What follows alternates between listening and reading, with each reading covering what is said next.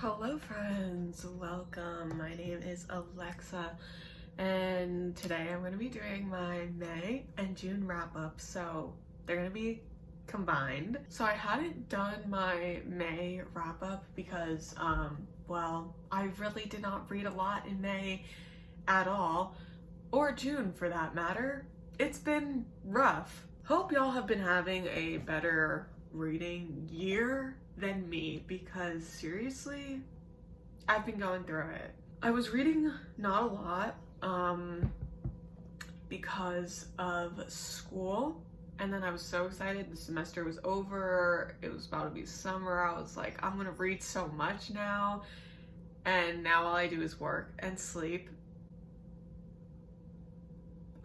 It's honestly pretty upsetting. I feel like I'm having a pretty bad reading year at the moment. I'm like a lot of books behind schedule on my Goodreads yearly challenge, so not doing good. But nonetheless, it is July 2nd now, and I still really wanted to go over the books I've read in May and June. I just knew that I wanted to combine these 2 months because I didn't read enough in May. Also, I know it has been a hot minute since I've made a video. I've just been busy. I've been so low energy, no motivation, so I'm just trying my best. And yeah, that's all I can do. But thanks so much for anyone who's still, watching my videos, supporting me. I hit like over 200 subscribers, which was a really nice surprise. So thanks to y'all watching, and to the people who keep coming back and who comment really nice things on my videos. It literally makes my whole day. It's so nice. So yeah, thank you if you're here, and let's just get right into it. So the first thing I read in May was the second book in the Deanna Madden series. So the first one is The Girl in 6E, and the second one is called Do Not Disturb. So this one is kind of it follows a very similar structure as the first one, because you're following this girl Deanna. She locks herself in her apartment because she has the urge to kill. She's a cam girl, and just like in the first book, it explores her kind of acting on these impulses, but in ways that can almost be justifiable. The book makes you think about whether or not her actions are justifiable or not, because you can tell she's very she does want to not act on her urges. So it explores her acting on her impulses. This one has a lot more romance, because in the first one, her mailman started talking to her and he started getting interested in her, and now they kind of have a relationship. So this one sort of follows this guy who's talking to her on her camgirl website or whatever, and he's just really weird, and he's pushing it with her, and she's like, leave me alone, dude. And then he kind of starts stalking her, and that is where the story goes. So just like in the first book, it kind of follows this person who basically is a bad person. So you're watching this bad person be bad, and you're like, would I care if she killed him? I don't know. And yeah, that's kind of where it goes, she kind of gets put in these situations where her urges are kind of useful. I thought this one was pretty fun. I gave it 4 stars. I rounded it up to 4.5. I mean, do I remember a lot about this? No. But do I remember a lot about anything? No. But something I liked about this one a lot was that one of the characters from the first one, Mike, he's this guy that she met through her job, but he's a genuine sort of friend to her, but he's resident hacker. You gotta always have one of those around. And he knows how to hack everything and anything. He can literally just do whatever. Anything that needs to be done, he's got it. Mike is very much more involved in this book, and he also is a lot more involved in the third book too, which we'll get to. But yeah, this one was fun. It was, it was alright. I had a good time. The next book I read was No Tomorrow, the second Killing Eve book, which I gave 3 stars, and I rounded it down to, I rounded it up to 3.5 stars. This one was so much better than the first book. So all the books consecutively, because I read No Tomorrow and then I read Die For You, which is the third book. So all the books just get so much better than the last one. So the second one really follows, like, because the first one is a lot more like backstory, really setting the scene, the tone, and, you know, introducing you to the characters. Now the second one is where the cat and mouse game and relationship and dynamic really comes into play. So that one just really was so much better. It still wasn't super strong writing wise. I don't think this series as a whole was really that strong, but I do think this one was a lot more fun because we got to see Eve and Villanelle kind of interact more and become a more deeper part of one another's lives. The third and last one, however, Die For Me, which is the next one I read, was so bomb, okay? It was so good. It just gave me, like, everything I wanted. Everything I was asking for. Like, I could have just read the third one, to be quite honest. I'm glad I read all of it, but the third one was so good. The third one I read in literally, like, 2 days. I read it so quickly.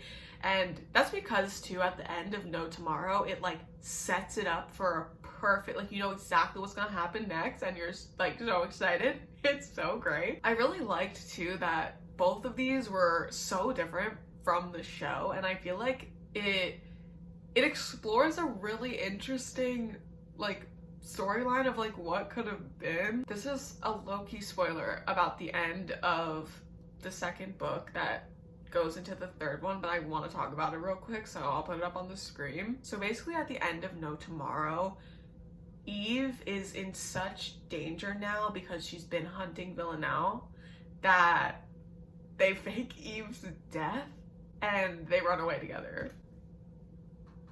I'm, like, so upset that this wasn't, like, the real thing in the show, because this would have been so So you already know going into Die For Me that they're running away together, everyone thinks Eve's dead, and so, like, now they have to, like, try and, like, live life together, and they still haven't really, you know, formed much of a relationship in the second book. So the third one it's all going down. So Die For Me was definitely my favorite. I rated it 4 stars. I just had so much fun with it. I just thought it was so good.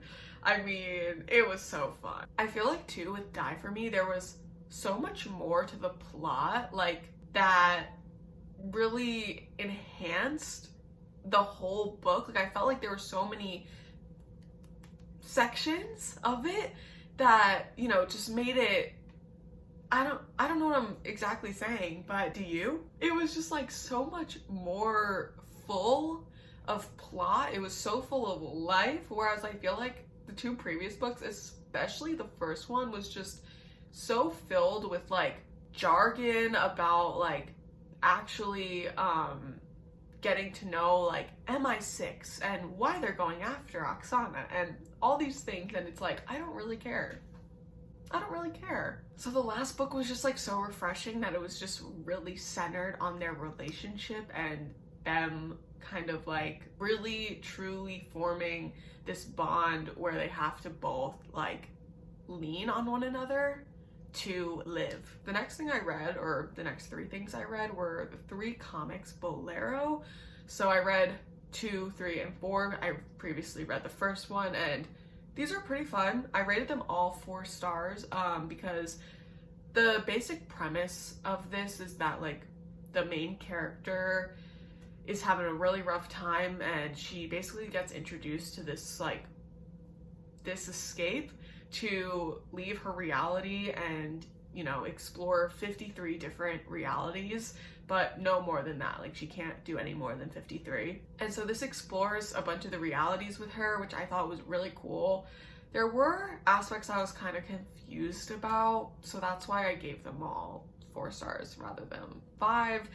I just felt a little confused by some of the choices made and how some of the characters showed up, but other than that, it was pretty entertaining. The first thing I read in June, however, was The Atlas 6. So This book, I have really mixed opinions on. So this book was like one of those where sometimes I was so into it, and other times I was bored and I didn't want to read it anymore, like at all. And this book was really hyped up. I thought this would be like a new favorite because the premise is so interesting. You know, it talks about how the Alexandria Library, basically in this universe, hasn't burned down.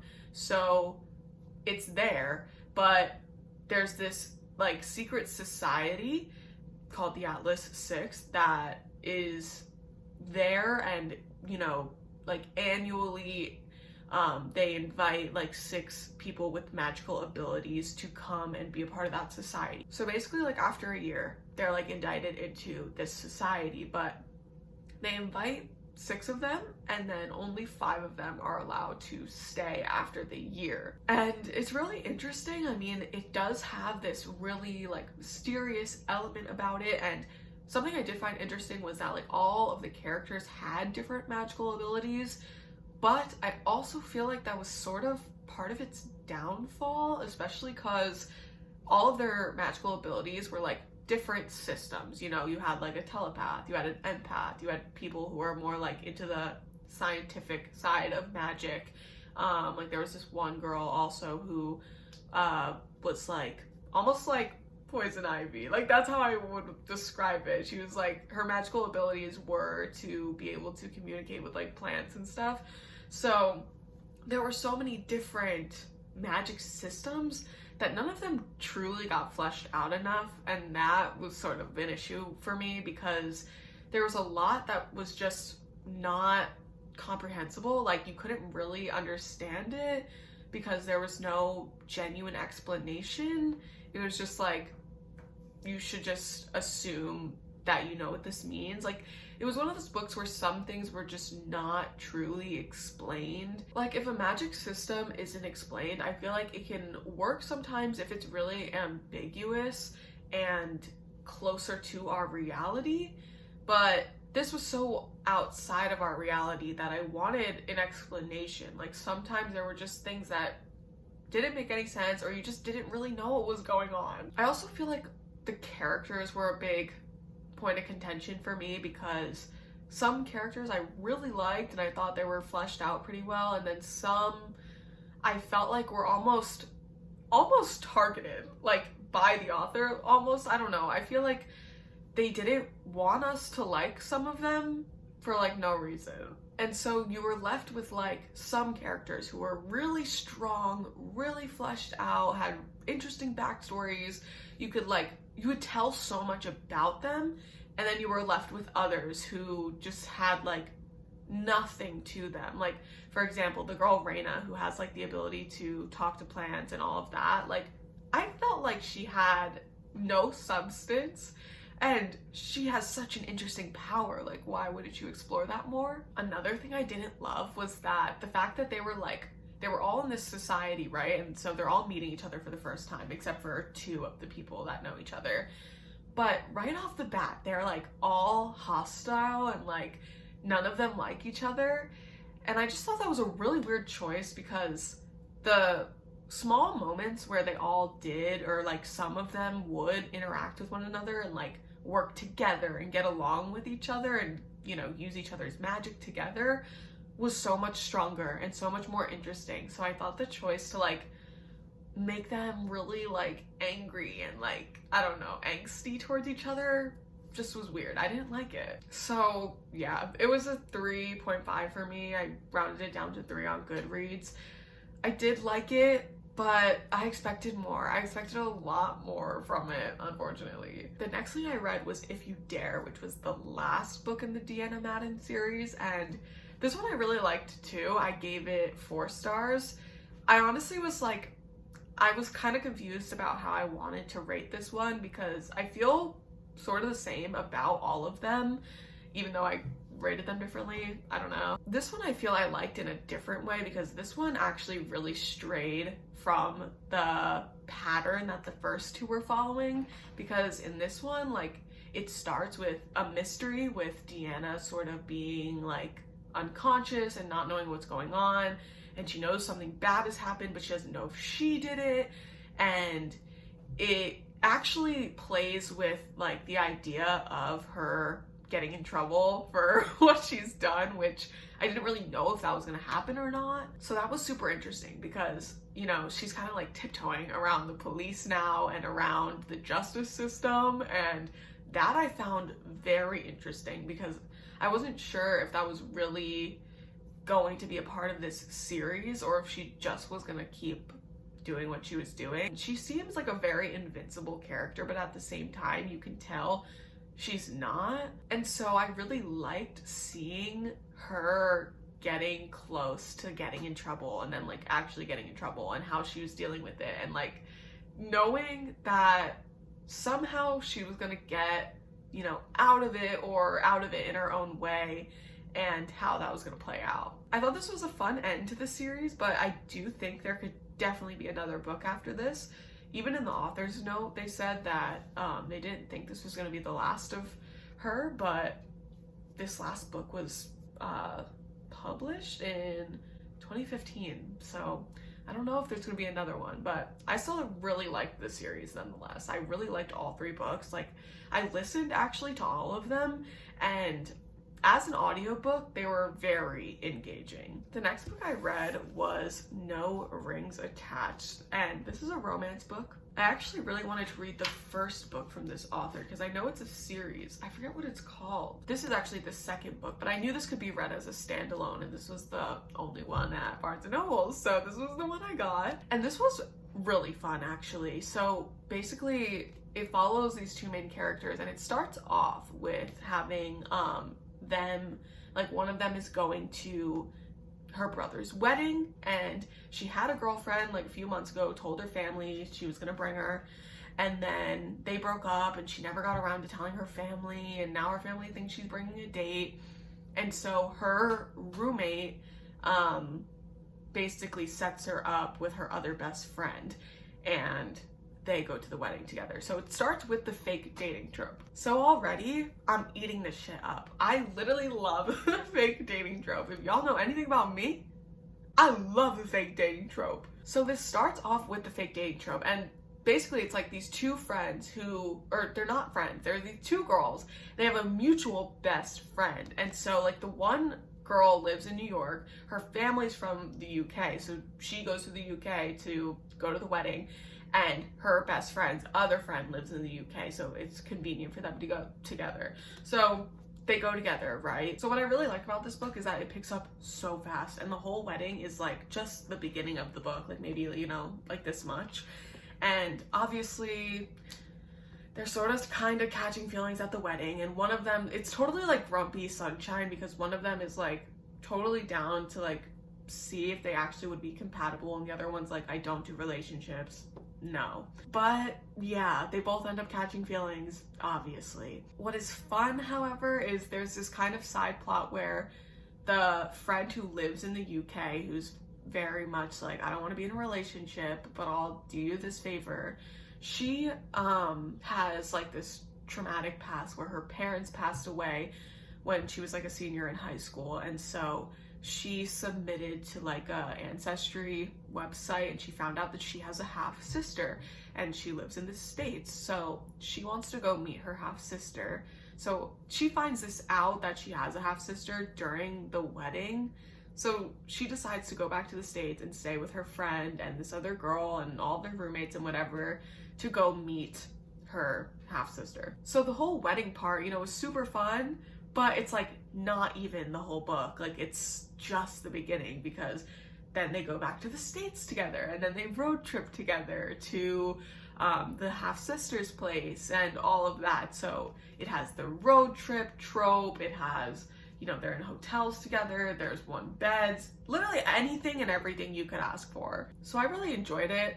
The only thing is, the one character that was very not willing to like be in a relationship was not willing for reasons that just annoyed me, and for that it just bothered me so much, and that's on me, okay? I just get very annoyed with like characters in books if like I don't agree with them. I'm just like pissed, okay? There's no other reason.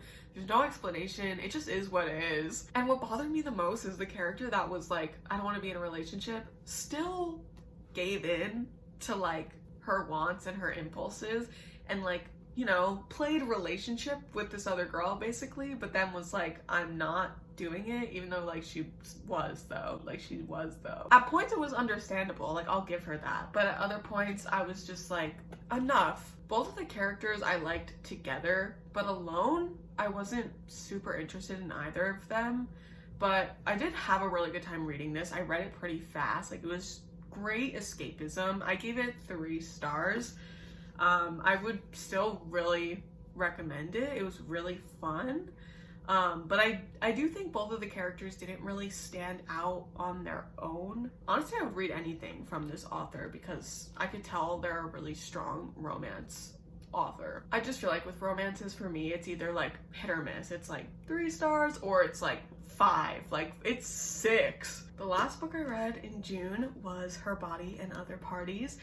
I was really excited to read this book. This is a collection of short stories. It's by the same author who wrote In the Dream House, which I love. One of my top favorite books ever. 5 stars, so good. This I was really excited to read because I actually read the first essay in this book called The Husband Stitch a few years ago, and I really loved it and it stayed in my mind, so I always wanted to read the rest of this. However, I didn't fully get this, okay? Let me explain. So there are 8 stories I think in here, and there were really only like 2 to 3 that I really liked. All the other ones were strong, and even though I didn't like fully get all of them, the language, the writing style, the voice of this author is so stunning, so beautiful, so good. I think the thing is that I personally, I feel like I can appreciate things that I don't fully understand. Like, even if I don't fully grasp it, I get the idea, but sometimes getting the idea isn't enough for me. And I do think this could be really hard for someone to read that, you know, maybe isn't super into literary fiction or like experimental fiction or poetry. I definitely feel like this could be a really hard read. I'll actually read part of the back. I feel like that'll explain it better. It says, in her electrifying debut, Carmen Maria Machado blithely demolishes the borders between psychological realism and science fiction, comedy and horror, fantasy and fabulism. Here are 8 startling stories that map the realities of women's lives and the violence visited upon their bodies. Earthly and otherworldly, antique and sexy, queer and caustic, comic and deadly serious, Her Body and Other Parties enlarges the possibilities of contemporary fiction. And I feel like that is so true. It enlarges the possibilities of contemporary fiction. Like, it is so different from anything I've ever read. So I ended up giving this 3.5 stars. I rounded it down to 3. One of the stories I really liked was The Resident, and this one basically followed this woman going to like an artistic retreat in this area called Devil's Mountain? Devil's something, I honestly forget, but it follows her going there and meeting all these other artists and like kind of staying in this retreat, but it also happens to be this same area that she went to as a Girl Scout. And so she's a writer and she's going to this retreat, she's meeting these people, she's kind of like getting in this really weird headspace, and eventually it kind of toys with the fantasy of like her meeting herself again and like her meeting her like inner child almost, I would say, which I thought was really fascinating, really interesting. Also, I need to point this out, the fact that this cover is a neck, it's like, you know, a jaw and a neck, because I feel like everyone in the world, including me before I knew this, thought this was a corset, and it's not. Who designed this? I just want to talk. Anyway, that is all that I read in May and June.